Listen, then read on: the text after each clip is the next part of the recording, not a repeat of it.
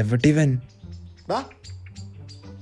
നീ ഇതെവിടെയായിരുന്നു? എത്ര നേരം നിന്നെ ഫോൺ വിളിക്കണം? എടാ നിന്റെ കോള് ഞാൻ കണ്ടില്ല. നീ പോയ കാര്യം എന്തായി കാലത്ത്? എടാ ഞാൻ ആദ്യം പ്യൂറേജിൽ പോയി. എന്നിട്ട്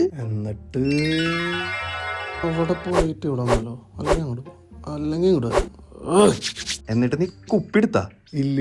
പിന്നെ നീ എന്തിനാ അവിടെ ക്യൂ കാണാൻ പോയതാണ്? അതല്ല എടാ, ആദ്യം ഞാൻ പ്യൂറേജിൽ പോയി. എന്നിട്ട് അപ്പൊ ഞാൻ വിചാരിച്ചു ചന്തയിൽ പോവാന്ന്. അങ്ങനെ ഞാൻ ചന്തയിൽ പോയി. മാറി മാറി എന്നെ വിളിച്ചു. പക്ഷെ ഞാൻ കുലുങ്ങിയില്ല. അവസാനം ഒരു കടയിൽ കയറി. ചേട്ടാ വെളിച്ചെണ്ണയ്ക്ക് എന്താ വില? 400. നാളികേരോ? 76. ചേട്ടാ പൈസ എന്തെങ്കിലും കുറയ്ക്കാൻ പറ്റുമോ? പൈസ കുറയ്ക്കാൻ പറ്റും. സാധനം കുറച്ച് തരാം. ശരി എന്നാ. എന്നിട്ട് നീ സാധനം വാങ്ങിയ? ചന്തന്ന് സാധനങ്ങളൊക്കെ വാങ്ങി.